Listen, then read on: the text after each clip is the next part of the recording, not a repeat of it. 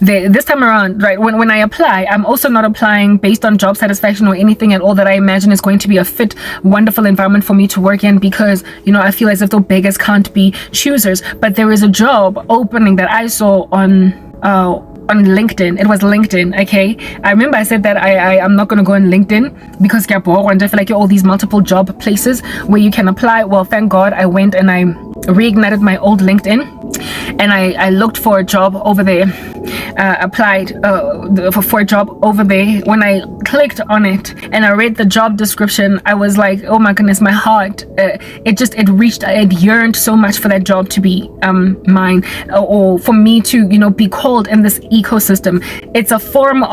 It's a mix of project coordination and project management. It's like a combo. It's a junior role. It should not be. I'm not junior, but I recognize that at some point I gotta start somewhere, right? But there's a difference between being an administrator pushing paper and the other day I made a joke about ordering digestive biscuits for some dude who imagines that's all that you can do, or not pay for parking, but book parking. That's a junior job. That is a super entry-level job coming fresh out of a matric type establishment, a thing. But then there is also a difference between a junior secretary, for instance, or a junior project manager, or a junior product manager, or a junior, a junior is not always as junior can get, if you know what I mean. It's only junior in the sense that it's entry level for that particular professional track, but it is senior in comparison to or rather it's intermediate in comparison to where it is that a person would be in their career at all, right? So I was drawn to this job because of the fact that it's a combination of project coordination and project management, right? So essentially I would be running my own projects and enabling along a department in coordinating projects. The thing that drew me to that opportunity was the fact that it was within the marketing and brand environment. Retail, marketing, and brand. I've been wanting to get ahead. I told you guys, I did a video speaking before MTN when I was working close to marketing. I wanted to get into marketing, and I was more interested in insights and the side of marketing that was dealing with basically diagnostics and insights. I spoke about that, right? But in order for me to ultimately end up there, you got to start somewhere type setup thing. I was never able to pierce into marketing back then because, you know, I lost my career before I could do anything valuable with myself. Type establishment thing back then. Well, this job is within the brand, FMCG, pharmaceuticals, retail space within brand. This particular job is within FMCG, retail, FMCG brand in particular, and they were looking for a project manager for that marketing department / program not program coordinator, what do you call this, project coordinator. So somebody that would be doing both functionalities, reporting into, listen to this, right? I would not be reporting into a project manager. I would be reporting into a marketing manager. A marketing manager would be the tantamount of the person, the girl or the guy that is running an entire marketing department. They are running value propositions, they are running budget proposals, they are running insights, they're running the whole nine, like from the whole product life cycle, product management, business analysis of the whole marketing team. It's basically like the general manager or the senior manager. Not even senior, it's more at a general manager level over an entire marketing department. I would be reporting into that human being. So basically my responsibilities would be lofty. I would not necessarily be doing things at an administrative level serving middle management. I would be doing things at a middle management level serving upper middle management. And I was like, whoa, I want this. Why? Because it's a pierce into the marketing industry. It is going to enable me to ultimately walk into the space that I want to enter into. I told you guys about management consulting in my other videos, right? It's a whole long journey. You're gonna have to watch those videos to understand where I'm trying to get. It's the perfect foot in the door. I had a vision this afternoon of a door closing, right? And me putting my foot literally in the middle so that the door does not close completely. And my foot was just like standing over there. And the Lord was telling me, Hora, this is your foot in the door of the industry that you've always wanted. Remember I told you guys that long ago I asked God for the perfect career.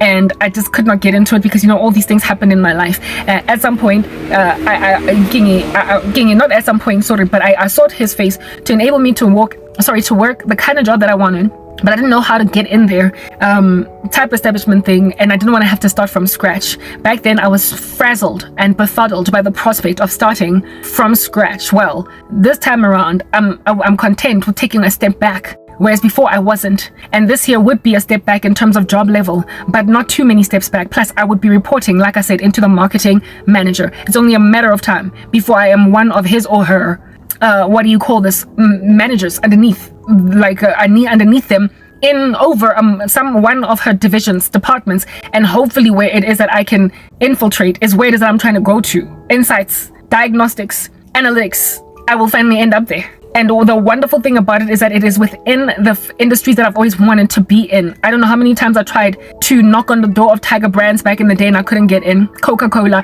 I've always wanted to work in food or retail. Food and retail, either FMCG or clothing, okay, type thing. Yeah, like, or pharmaceuticals, food retail, basically sale, like the commercial spaces where it is that deal with consumer marketing, right? Food, pharmaceuticals, and retail, so clothing, textiles, pharmaceuticals, and food. I've always wanted to work in any of those industries, like any of them. I just wanted a foot in the door, and I did not know how in the world to get in. I was only ever made to be stuck in telecommunications, banking, finance, all that jazz, but I wanted consumer marketing, client-facing type jobs, because I have a thing about people, okay? I have a people about insights, about addressing their needs, tapping into what they need, what they want, figuring out what to do for people. I have a thing about people, and this here job is within the retail / FMCG space. And I was like, I don't know which FMCGs they serve in particular, or retail for that matter, but it is a firm that recruits for the pharmaceuticals / retail / textiles industries. Yo, I was when I saw that job on LinkedIn, my heart melted. My heart what do you call this? My heart was sore. My heart burned. My heart was broken, because I was like, what if they don't call me? Because I would do anything to get my one foot in the door. I go in, I click on that job, I read the job responsibilities. It's aligned to all my skills. I have not only some experience in marketing, but also project management. So why wouldn't they call me? And then I explained, in a cover letter, etc., why I've been unemployed all this time. I go, I click on it. It redirects me to some site, okay? I hate being redirected to sites. Y'all know how much that sucks, right? When you're applying for a job, you've already put your CV and done all the time for hours on end to upload your profile on this website, and then next thing they move you over to another website where you have to put in the same details again. It's annoying. This one here was one of those where it is that you had to repopulate your CV on another site, and something told me, just do it, Karabo. Just do it, okay? So I repopulate my CV, really just kind of unsure if anybody's gonna get back to me, type thing. But I only repopulated like the first job, the job that I had at MTN, because before I went down and discovered that they had a term and condition that you had to click on there that said that I acknowledge that this application will also be received with a criminal check and a credit check. Now, I don't have a criminal record, but I certainly do have a bad credit record. I don't have a criminal record, but I certainly do have a horrible credit record, because I lost my job and I wasn't able to pay debts. I'm literally sitting on the credit bureau. So my heart got flattened. I was like, oh, they're gonna do a credit check, find me on the credit bureau and be like, why we can't, this woman. So I only filled in one of my experiences, the last job I ever worked, and I uploaded the whole CV though, because you know how they give you an option to upload CV, and then on top of that you still got to fill out their CV type thing. I did just one portion of it. My skills were already populated and whatnot, and even my education I only put in a little bit, like I didn't put in much, and then I just applied. I applied. I did not finish the whole form because I still got, they're gonna do a credit check, but I was so excited for it. I even prayed. I was like, God, it would be so great if I got this job. It's the one I want. Like, it's perfect. It's absolutely perfect. Please give it to me, only for me to see down below that, oh, they're gonna reject me for a credit check. So I just like apply. And then I went and I applied for other jobs throughout the day as it progressed, etc. In the night, while I'm busy doing my edits, I get an email coming through on my cell phone device. I check it, and lo and behold, they replied to me within an hour. I did not know that they replied within an hour because my phone was not attached to the Wi-Fi and my Gmail is not open on my PC. Okay, it's only open on my cell phone. I ended up opening it on my PC, type establishment thing. I need to go and pee, guys. Okay. Righto, so I'm good. I'm relieved. Not that you need to know all that extra information. Yeah. Yes, my Gmail. I was talking about how it is that my Gmail on my cell phone device is always open, but not so much on my PC, because on my PC I'm always uploading content and it is slow to death, like no man's business, that PC. So I can't have too many tabs open at any given time. So I rely on checking my emails on my cell phone device. But when I'm back in that shack, I'm so far from the Wi-Fi router in the house that sometimes I don't so that sometimes it does not quite catch from when I'm sitting on the bed type setup thing, and every so often it'll catch, and then I will suddenly get this flood of notifications from YouTube, or this flood of notifications from Facebook, flood of notifications from TikTok, etc. That's when I know that my Wi-Fi is caught on my cell phone, in which case I then quickly check my emails. All right, well, last night Wi-Fi did not catch until like 3 a.m. in the morning. It was just all dead the whole entire time. I didn't expect anybody to respond to me within like an hour of sending a job application. I expected that if they're going to respond, they're going to respond maybe after 24 hours, largely ignore me, perhaps maybe next week Monday, because it's Friday today. Yesterday was Thursday when I was busy applying, so they're probably going to get back to me if at all. So far ain't nobody out there responding to me. Nobody cares. And it's funny because I told this cousin that because she's the one that I told you guys that she wrote me a WhatsApp and was like, yeah, they liked you at the interview, we're going to discuss that, but maybe you should consider not uploading certain stuff, wait until the dotted line is signed, wada type establishment thing. And I'm like, nobody's going to tell me what to upload on my YouTube. That's a completely different area of interest. Like, I feel infringed upon, no, stop. Not in so many words, but I just made it clear that you don't get to tell me what to do on YouTube, okay? Yeah, well, her reaction was to basically just kind of ghost me and rescind the offer without even telling me. But then I had also told her over a voice note that this whole thing of you trying to get me a job has also inspired me to look for another job that is more fit or aligned to my skills, my gifts and my talents, instead of me, sort of kind of taking the one that you, thank God, are trying to offer me type thing. I was trying to be as cordial as I possibly can, but bottom line is I have these skills, and it would be great if I could perhaps maybe get employed in a more fit for purpose industry, more aligned to what it is that I prefer to be in, and also aligned to my skills, like this, something that's not as junior as what you're trying to put me in. I essentially made it clear to her that I am going to be feverishly applying for jobs, even if at all I end up working for you, and I might not last where it is that you are putting me, because I realized that if you could be prepared to hear me and see me, maybe somebody else out there is, okay? Instead of getting back to me on some sorry, no, job offer not accepted, let a person know, for crying out loud. Rescinding, sorry, did not successfully interview, especially considering you are the one. You offered me this thing, I didn't ask for it. I did a video the other day where I was lamenting about how it is that ghosting, fine, do you, okay?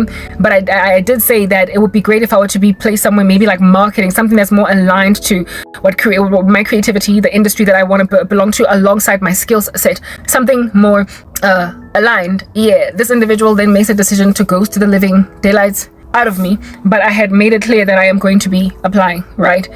Type thing. That's the thing. When you've been sitting around for in my particular case, it's been a decade. When you've been sitting around waiting for answered prayer for all that long, sometimes your enemies will think that you are a joke, to think that anybody's gonna listen to you. I said, when I was talking to her, got voice note that I'm gonna apply and I'm gonna apply and I'm gonna apply, but hey, nobody listens to me, nobody watches my content, and on top of that, that's on YouTube. When I was telling her, nobody listens to me anyway, so ain't nobody need to be worried about what I put online. Not that I owe you any excuse or any reason, but no one listens to me anyway. But also over and above it, when I apply for jobs, no one calls me. I've been doing it for years. I've been applying and applying and applying to no avail. Chances are nobody's gonna call me, so also rest assured, chances I'll end up working for you for months on end with nothing giving concerning my CV. And in terms of what you imagine is a concern that I've uploaded on YouTube, nobody watches me except for like these horrific eyes, people that are out here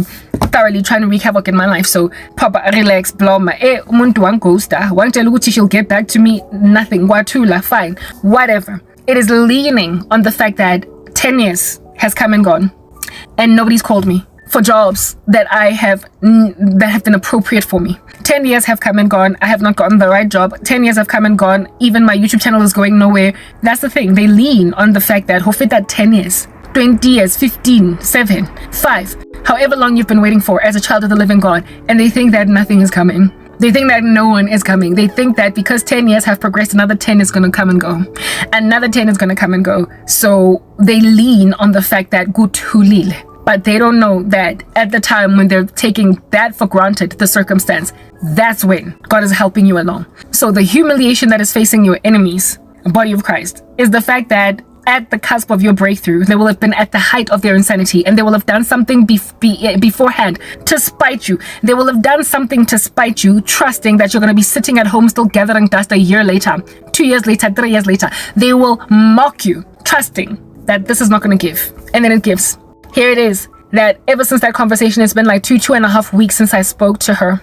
I told her that I'll let her know if a job interview comes through, but that was only based on whether or on her own deadline date as to when she'll get back to me. She literally said she's going to wait 2 weeks all the way up until the 1st of September. Now it's way past the 1st of September, so I don't owe her an explanation. I don't owe her, oh, by the way, I got a job, because she's made it clear that I don't care that you have one or not, I'm not giving you one. She's already made it clear by simply just ghosting me. Yeah, very well. Okay, so I don't need to let her know, but what she will do is find out nonetheless. How? Because I'm being surveilled. I'm being watched, I get on YouTube. I'm being followed by people that are out here in broad daylight, thoroughly humiliating themselves by being overtly jealous in a way that is embarrassing. Because what are you gonna say? Cousin, now that Karabo has gotten a job anyway, even though you ghosted her, you offer a woman that's been suffering for 10 years a job, and then you just ghost her? And then she gets one anyway. I'm sorry, you have burned a bridge. You have destroyed a relationship. You have made yourself look so dumb that you can never look me in the face ever again. You will never be able to keep a straight face again. You've just made yourself like the rest of my enemies that have had it in for me so dirty and so bad that they in my face display that they don't want me to be okay in life. And they have all trusted in the fact that I'm not going to get out of this. But then I do. Here it is, that 2 weeks later, 2.5 weeks from that date, after I had given up, but then I went back to apply again because God told me, Hamba, you apply, don't just sit at Jardine. I applied for this job that I just explained right now, within the marketing space, within FMCG, retail, textiles, etc. I apply for it because I like the industry. I like what I'm going to be doing. If at all I get to do it, but I have no hope. I have no faith that they're going to call me. I'm just applying because that job. I wish they would call me. All the other jobs that I've been applying for, I'm just applying because I want a job. I want a job. That's it. All the rest of them that I'm applying for, I'm applying because I need a job, I need a salary. I'm sick and tired of being harassed by filthy men. I'm exhausted with the whole disrepute narrative and my name being reviled, dragged through the mud, and me being bullied by people and me being dictated to what I need to do with my life. I'm tired of that. So basically a salary, a job, some kind of financial stability is going to make it easier for me to have to endure all the insanity of my enemies. All the insanity of my enemies is going to be eradicated if I get a job. That's why I'm out here working tooth and nail to get a job. Okay, but I'm not pedantic as to the color of the job, the nuances of it, the edges, if they're laying flat, whether or not it's wearing a pink top, whether or not it's wearing heels or pumps. I don't care about the look and feel. I'm just interested in it at all. I just want to work. Like literally returning to the good old-fashioned days of working a rote, mundane, boring, no-brainer job that you can't stand, but hey, it pays the bills. Just going through the modes, all these people on the planet working 9 to 5 just to stay alive, working 9 to 5 just to stay alive. You know how Beyonce sings that song? Just working 9 to 5 to stay alive, working 9 to 5 to avoid licentious, rape-fueled men, working 9 to 5 just to get out from harassment by bad girls, working a 9 to 5 and just to escape while members of the occult, just to stay alive. I'm out here being a person on the planet, working 9 to 5 just to stay. I've done my time in those dangaris and those orange, those prison rolls, dangaris, those prison dangaris, those prison overalls. I've worn them. I've worn orange. I've worn stripes, the zebra. I've worn blue, whatever might be the prison attire. I've worn it. Y'all know the prison job, right? The prison job where you just walk up and Jefela to collect a paycheck at the end of every single month. Everything. Alarm. You bash it with your fist. It's a hammer. When it wakes you up in the morning, you literally just stand under the shower and Jefela for 15 minutes before you actually start to bath. The way you have to go there. Your car, when you get in there, it's a yawn, it's a drag, and then you gotta idle in traffic for all of those like minutes on the N1 highway, bumper to bumper, and then coffee sing morning, hi, morning, coffee shop as you are queuing. Just to go and get coffee or sandwich, and then you sit at your desk and you just look at your emails and you look at your day ahead, and it's just a drag. You keep looking at the watch or the 5 and then at the end of the day you also drag your body out of the office into the car, yet again bumper to bumper traffic, and when you get home you plonk on your bed with your face dug in your pillowcase, only for you to wake up and force yourself to make dinner because you can't eat takeout every single night. I've been through those orange overalls. I've worn those silver overalls. I've worn those pedestrian crossing zebra overalls, the black and white. Like proper. I have worked a prison job. I have worked prison jobs. I have worked prison jobs for most of my career were prison jobs. The job at MTN, the last one that I had, at the end of it, I was in.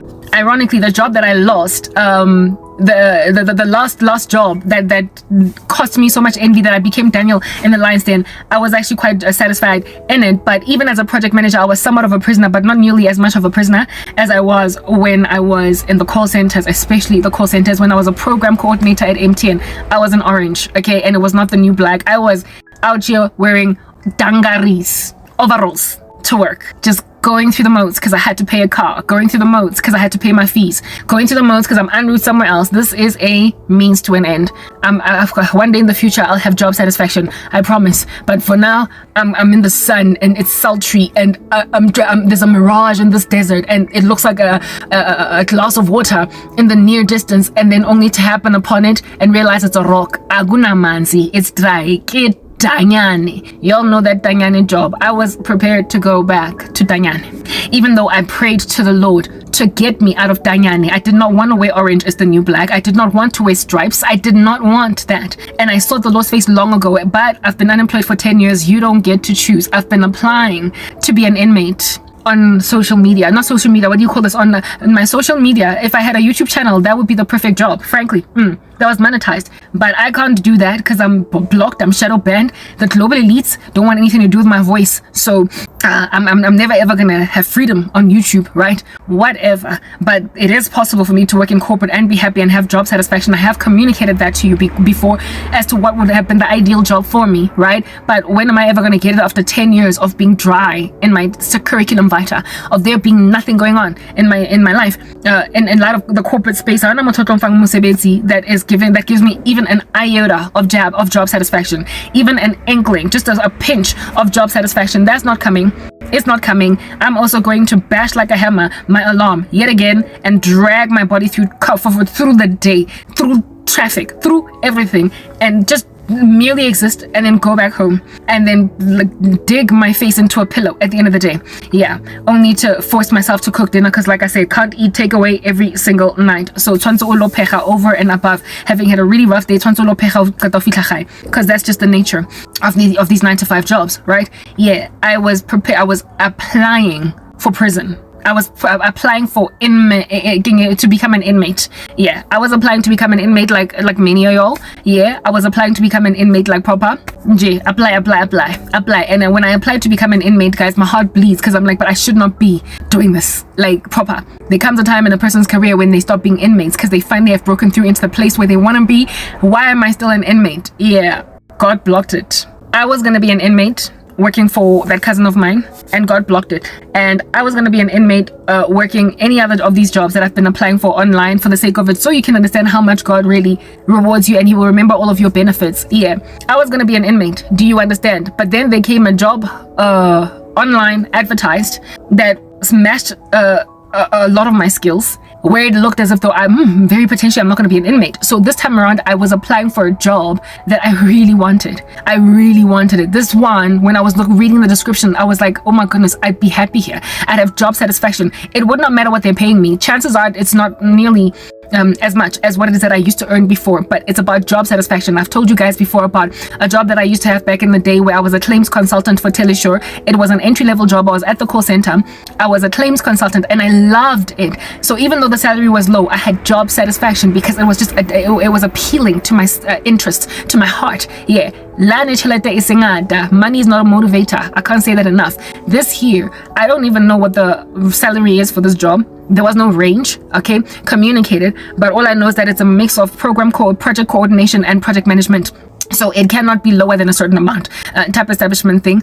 Yeah, it's a junior position, an entry level position for that kind of job. You can't really truly be junior in the sense of just merely scraping through in a career. If you're a project manager, you're just junior in project management. Okay, yeah.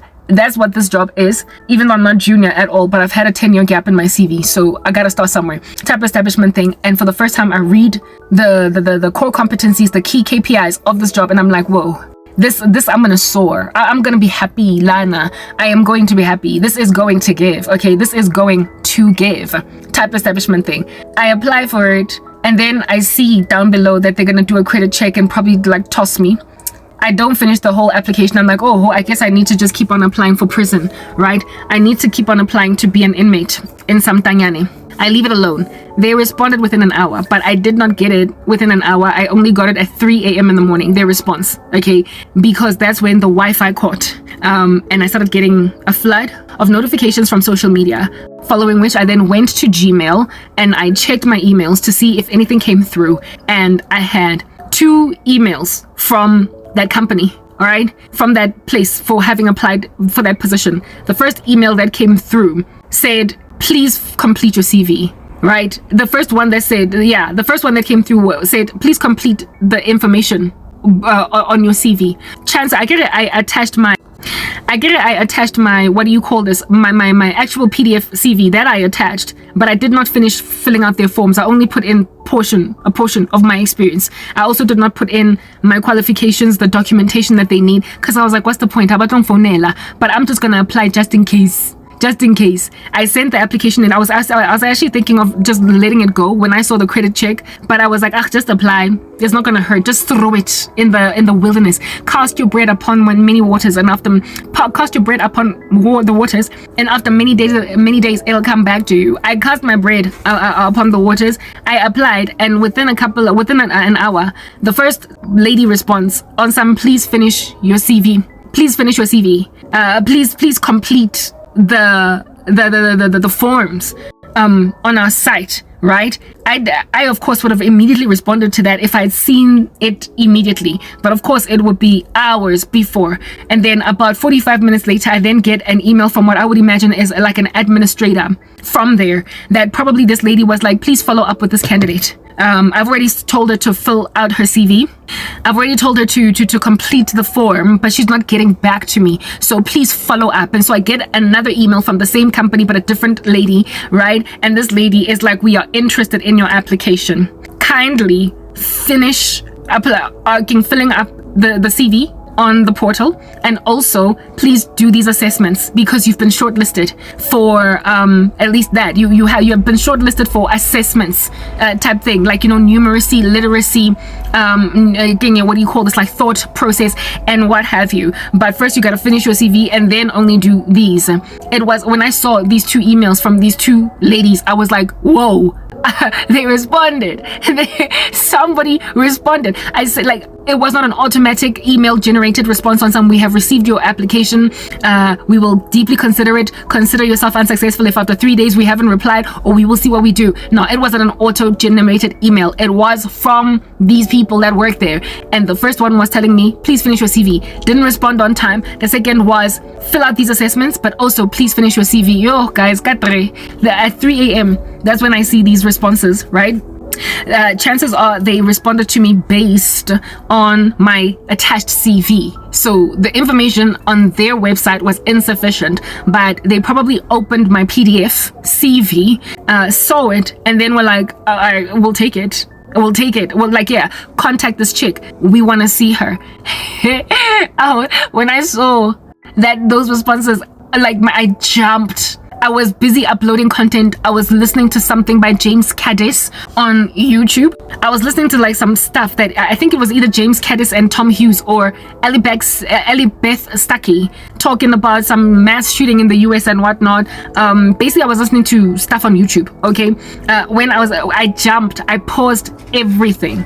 And I was like, somebody responded. And as soon as I jumped up out of bed, God said, Liberty Life. He welled it up in my bones and said, Liberty Life. Like the Holy Spirit said, Liberty Life. I immediately knew what he was saying.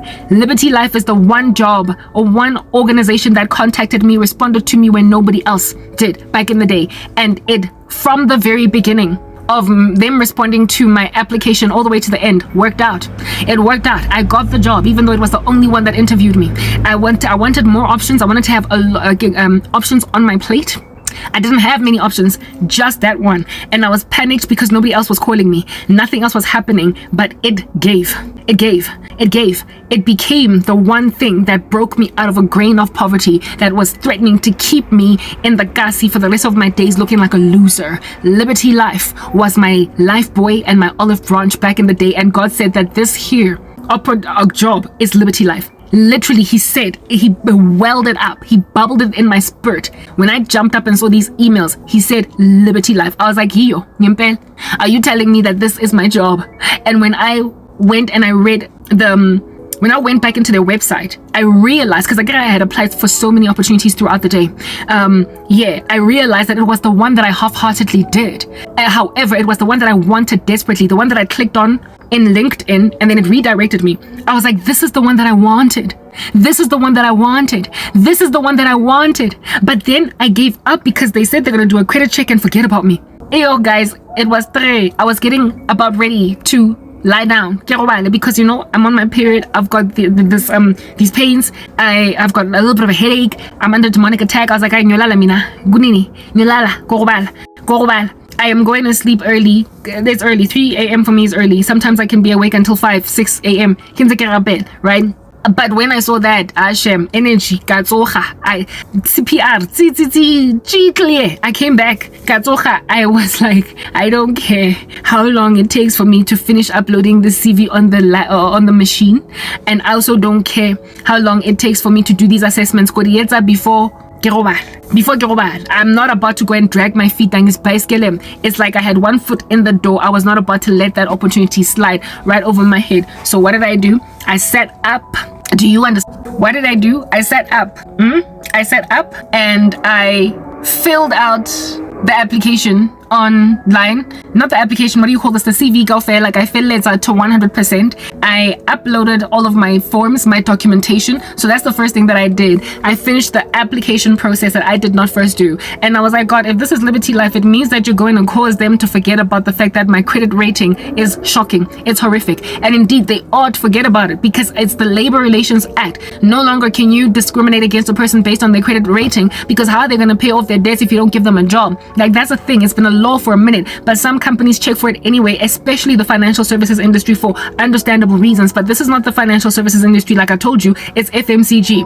So leave me alone. Okay, just give me a job so that I can fix my credit situation. Plus, I've been unemployed for 10 years. Please understand. I trust that the Lord is going to soften their hearts concerning that. It's not like I come from prison. I don't have a criminal record, but I certainly do have a credit record. Okay, yeah, type establishment thing. Cool beans and bananas. My battery is busy getting depleted here, even though I've got a power bank on. So the sooner I get this message out there, the better.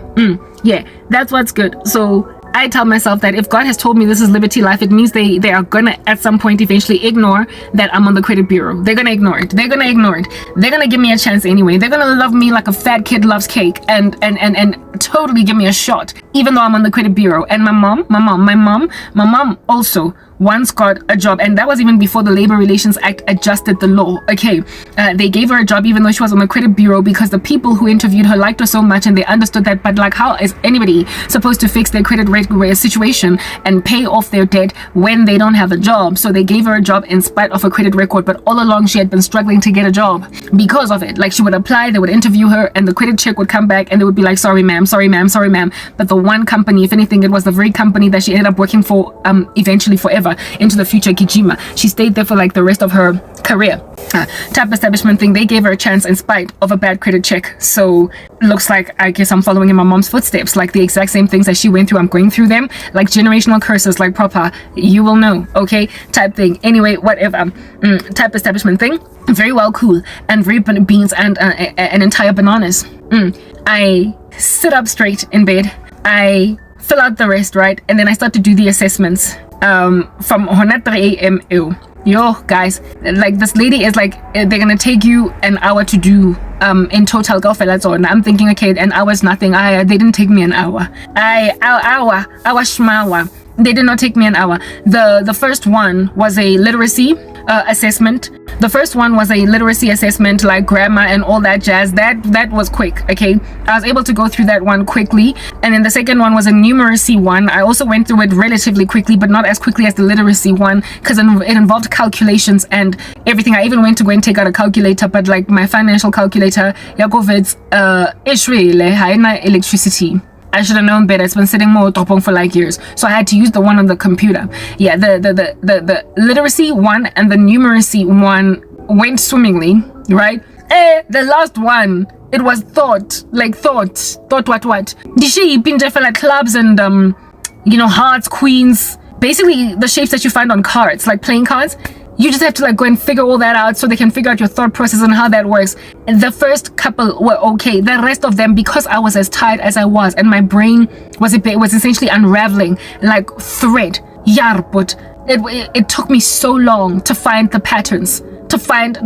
I sat inside that one assessment, one, for like an hour and a half. I don't even know if they're gonna like mark me down on that, but there was no time. What do you call this? Calculate. There was no time limit. You could do it for however long you want to, but it took me like an hour and a half just to do that one. And by the time I went to bed at like 8:30 in the morning, I was so zonked and out of it and feeling so sad, because why did this thing take me so long? Why am I not able to figure out basic things like patterns? But the reason why I was struggling with that assessment was because of the fact that I was tired, right? And I was pushing through it anyway, because hey guys, my one foot in the door, I'm not about to let it go. I'm not gonna rest over 24 hours and then wait to do the assessment only later. I need a job. So I wrote it out. I did it and I finished it. I can't already tell you how well I did or lack thereof. I'm still waiting for a response. I eventually slept like 8:30 in the morning, and when I woke up there was no response. Why would there be? I had just finished the assessment, right? Angazi. But my heart was sad on some, but because in the email they said that they're gonna get back to me. They said that they're going to get back to me shortly after I do those assessments. They didn't. By before 8 a.m. in the morning, right? I had already published and given them the assessments. I was expecting them to call me or wake up to an email, and it was just dead. It was quiet. And I was like, oh, it's not going to give. Plus, I had a whole plethora of nightmares essentially threatening me that I'm not going to get the job.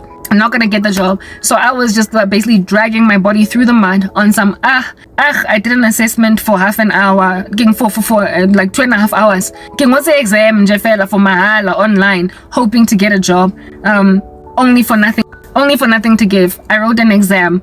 I really wanted that job, but if it doesn't come through, I'm gonna be very sad. But it's okay. At least there was a hint, or at least people are willing to listen to me. At least there are some companies that are prepared to call me, even though there's a 10-year gap in my CV. I've proven a concept. I just need to keep pushing and striving.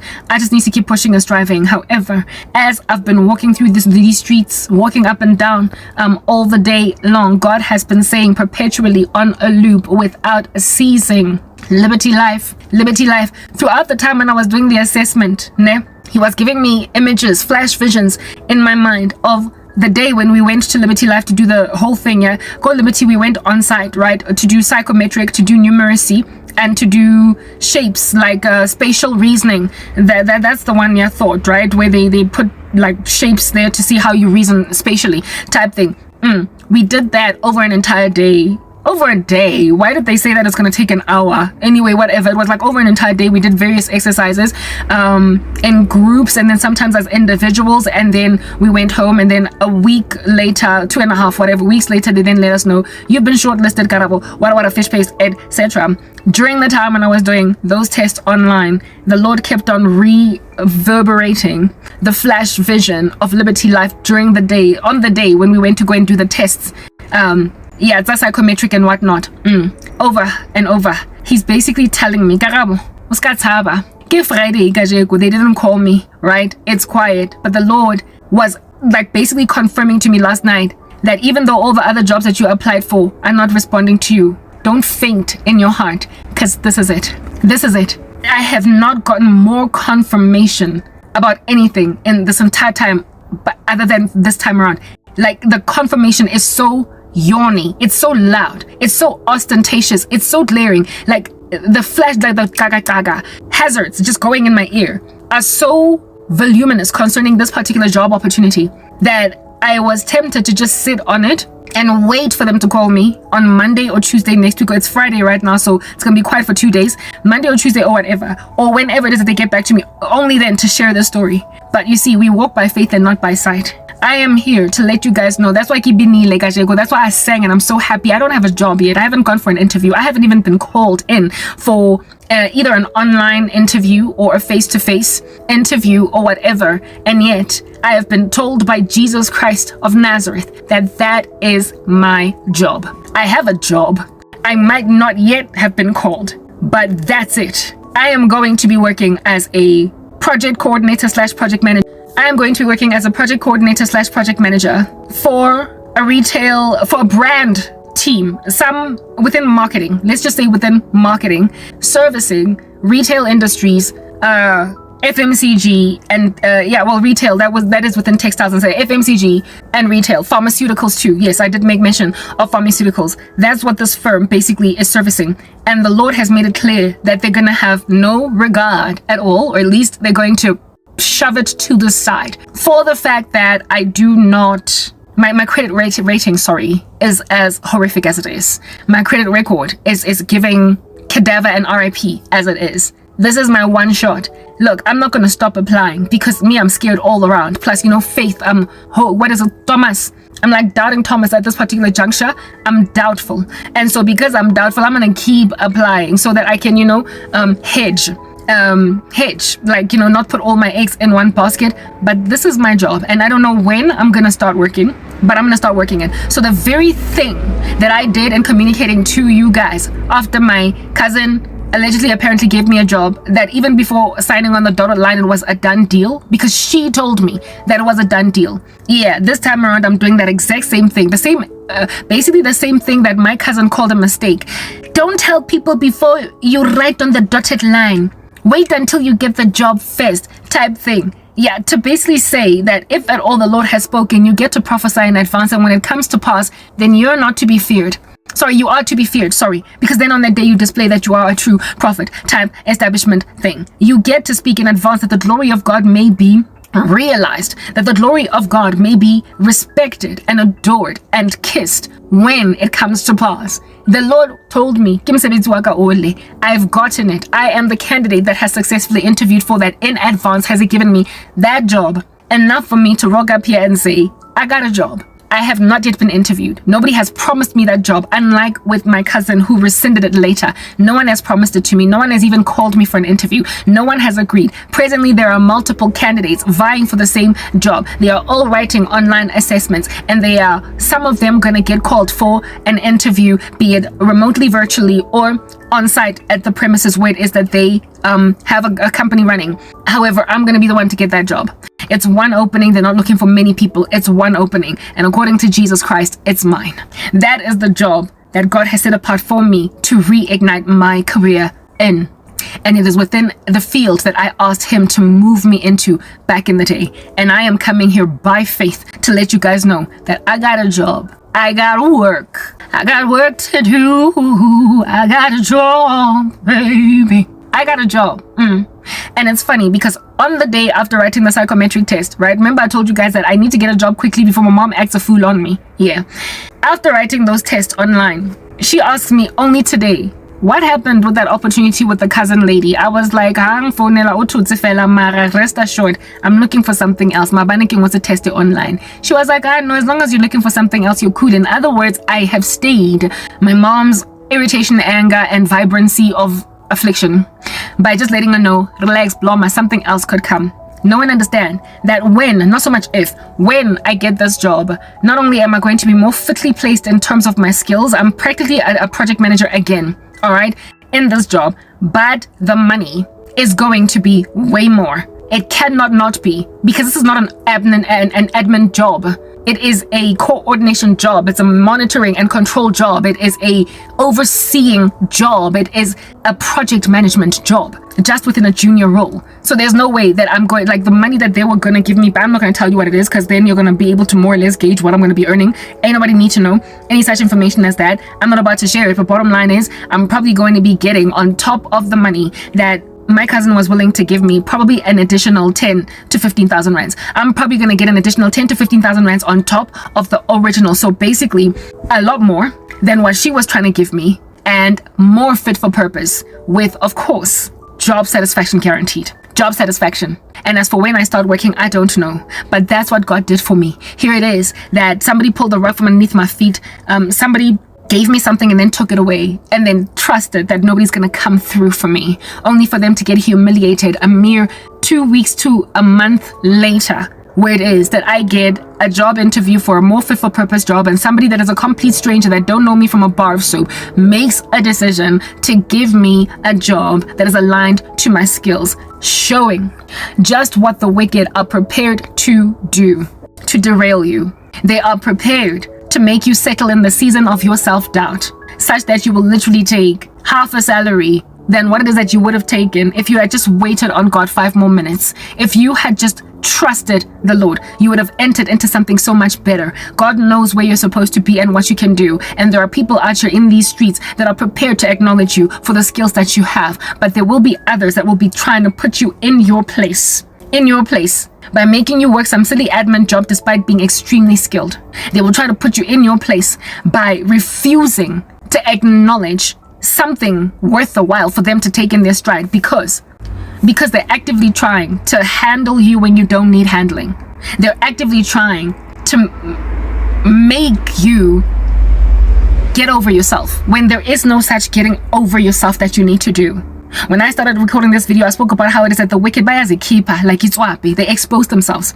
When you're so jealous of a person that you will outwardly sabotage them to a point of ghosting them after offering them a job, like that kind of stuff. This cousin is not the only one that's done this kind of stuff to me. It's a plethora of other people on the left and on the right of me who have in broad daylight literally displayed a jealousy that is so heinous that it is observable by all, and yet had no care that people see. Why? Because they trust you're not going to be okay, and then you become okay.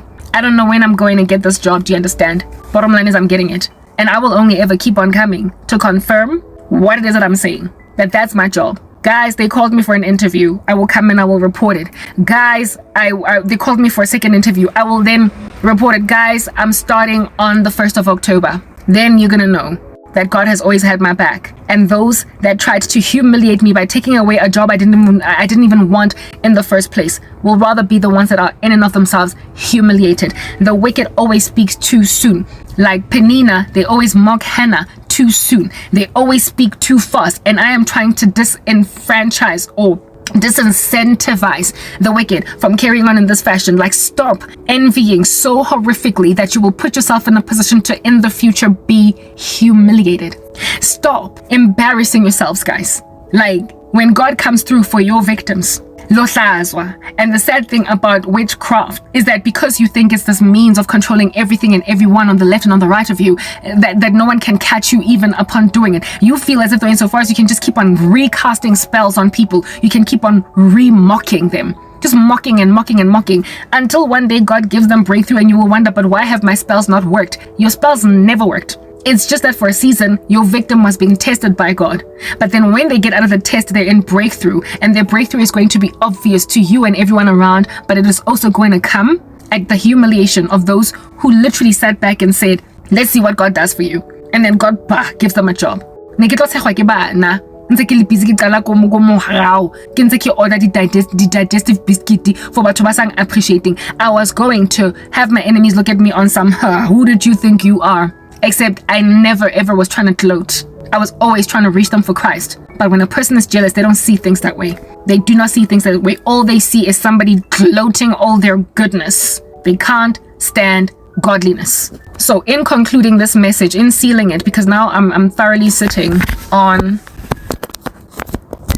4% battery power, and it's running out real fast and furious. So I'm gonna close this message very soon. What I'm trying to get at right now is, do not be scared of the wicked when they mock and jeer at you. Do not also be scared when there's a tumbleweed rolling around, when you keep on applying for jobs or whatever might be the thing you're seeking the Lord's face for. Do not be scared. All that is needed for you to be okay is the one opportunity, and all that is needed for you to be okay is the one opportunity, yes, but also your trust in the fact that there's no way that God has forsaken you. In the run-up to, you will be mocked, you will be jeered, and people are going to diss you in observably sabotagey ways. Like, it's going to be obvious that lo muntu uqwele ngesabotage unomona, and it's going to hurt during the season of you not yet having what you want. But literally in like 2 seconds from the date of their mocking of you, you will suddenly walk in breakthrough. A more skills appropriate job will be awarded you. You may have, like me, a rusted general disposition apparently, with a 10-year gap in your CV, with nobody out here calling you, because I mean, who calls a person who hasn't been employed for 10 years? Someone that God has set apart from eternity past to call you at the opportune time. But as for the wicked, as for the jealous, as for the ridiculous, this is what I have got to say to you, ridiculous men and women. It can't be easy to perpetually keep on getting humiliated like this. I hope that this is a strong lesson, that God is not so much intending to embarrass you as he is trying to rescue you, but you will meet with embarrassment when you try to disprove God by humiliating his saint. God will rather prepare her or his table in front of you, and you will be embarrassed by, like, the whole of the planet is going to look at you on some, how in the world are you such a saboteur? Obvious gangaga girl, right in front of Tina Sonke. We are watching you like it's an OTV. Only busy or sabotage Karabo. You will never recover from that. So those of you who have jealousies in your hearts, we all have them. I am encouraging you to not act on them. Exercise self-control, seek the Lord's face, wear Holy Spirit protection, that you might put to death the deeds of the body, so that you will not, in the climate of the person that you envy's season of sorrow, literally, outwardly sabotage them in ways that are observable, only for you to be embarrassed later. Don't let yourselves be uhlazologu. Don't let yourselves be the thing straightla on the side of the street. Do not let yourselves be the person that everybody's wagging their heads at on some, hey, I know, brave girl, and like, you don't want people saying you're shameless. You don't want people looking at you like you're shameless, slapping you with, because this world will judge the living daylights out of you. They will scan you up and down on some umonongaga, sure, because you will have been so obvious. You will have been so obvious to pull the rug from underneath a person's feet, such that again. This cousin is not going to be able to come to my mom's yard again without having to wear some hard knock, concealing, thieving paraphernalia. She would have to wear, like, a ballet lava, cover the face with a ballet lava or something. Only then can she walk mojarateng. Like my cousin, the one that's my former best friend, she can't easily come mojarateng because of her broad daylight jealousy that caused her to sabotage me in a way that is observable. So this one has basically joined that camp. She has now joined the camp of people but that struggled to come to my mom's house and look my mom in the eye, and also me and anyone else that lives in mojarateng, because of the fact that they were backstabbers, mahareng a mall, like kostrateng, like koskontiring, down the road, mopela yield sign, kostrateng, backstabbing. Yeah, you put yourself in a position to not be able to show your face anymore around some people. What is the point of all that? I'm calling everybody to repentance, okay? Including those who sabotaged me in this fashion. I'm about to walk into a job any minute now. Whether or not you want to believe it, bottom line, okay, my content is behind by several weeks, 2 to 3 weeks. So by the time I share this video, chances are I'll already be working. Okay, chances I'll already be working. I even said that there's certain videos I'm not going to allow myself to put online unless I'm employed. So this video is only going to go up once I'm employed, and the videos in the future are going to confirm that I got the job that I said God was giving me. But even if I had shared this video in advance, bottom line is to go out of your way to bewitch a person to make sure that the promises of God don't land in their lives is to put yourself in harm's way, is to put yourself in hot water, is to put yourself in humiliation's track, and is to make yourself look really nasty. It's not worth it. It is not worth it. You guys, you can either choose to believe me or not, but I've lived my life in front of you for the very purpose of showing that God has never really ever dropped the ball, never can. And if you have walked away from him, it's because you were impatient. You were impatient. I'm looking forward to starting my new job. I am not looking forward, however, to waiting for the phone call or the email or the whatever might come, because that's going to cause me anxiety. It's going to cause me a severity of anxiety. My prayer is that it happens faster rather than slower.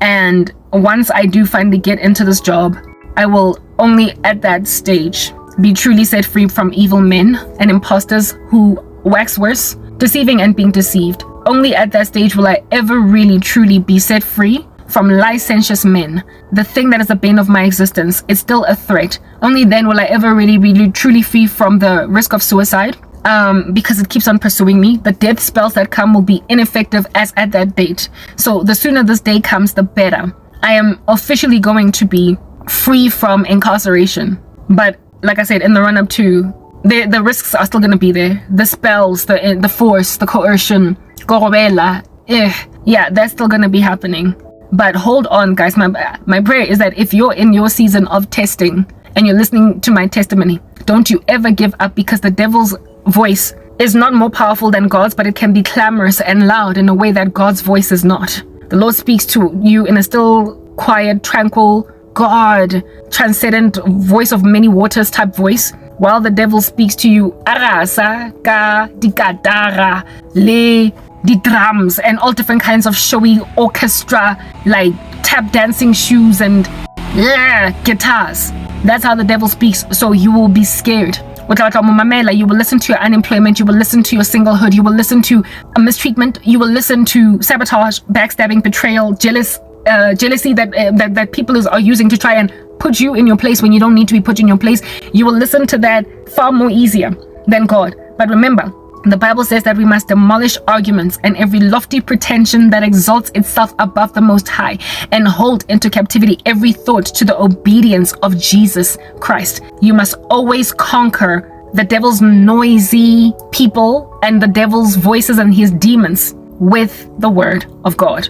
Then you will relax and talk sense into yourself. Do a YouTube video like me. Comfort your heart so that you can at least get through the day. Pass the day with God's word. Pass the day with God's word while you wait, so that you will not faint. Okay?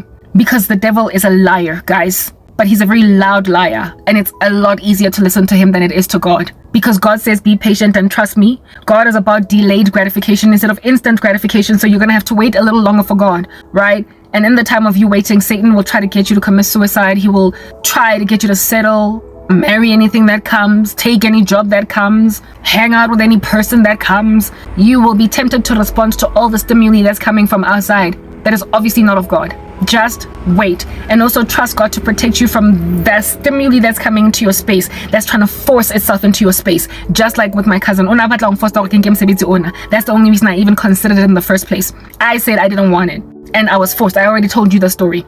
I did the time. I already communicated the events encircling this particular situation. Sometimes so when they want to force you, that's when you must pray that God will make them do what my cousin did, just ghost you. They will be the ones to manifest demons so badly that they will treat you like trash. They will cut you off. They will rescind an offer that they initially gave you. They will just walk away, and you will be left on the phone on some hello, anybody there.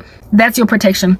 When they force you, make them leave by fasting, praying. The Holy Spirit will ward them off. They like a fumigation. They will just go in. The ones being forceful, they will leave you, because the fire of the Holy Spirit, in his presence, they will not be able to chill. They will not be able to sit in it. Like with the case of Shadrach, Meshach, and Abednego, the fire that keeps on getting increased is going to burn the soldiers of Nebuchadnezzar around to death, while Shadrach, Meshach, and Abednego in and of themselves are going to stay safe. So when you are forced, just pray and fast and watch the person that was trying to force an agenda just disappear. I hope you've been edified. I hope this has blessed you, and I hope you have realized that if at all you're evil, it's not going to do anything for you. All you do is make people write music about you. All you do is cause people to lament, moan, groan, ask God, am I a fool for worshiping you? Why have you left me? And the Lord ultimately comes forward and says, I have never left you, neither forsaken you. Come to me, all of you who labor and are heavily laden, and I will give you rest. Take my yoke upon you and learn from me, for I am gentle and lowly in heart, and you will find rest for your souls. For my yoke is easy and my burden is light. Go to God and nowhere else, but do not fear those who can kill the body and thereafter do nothing. Fear only God, who can also cast their souls into hell. Signing out.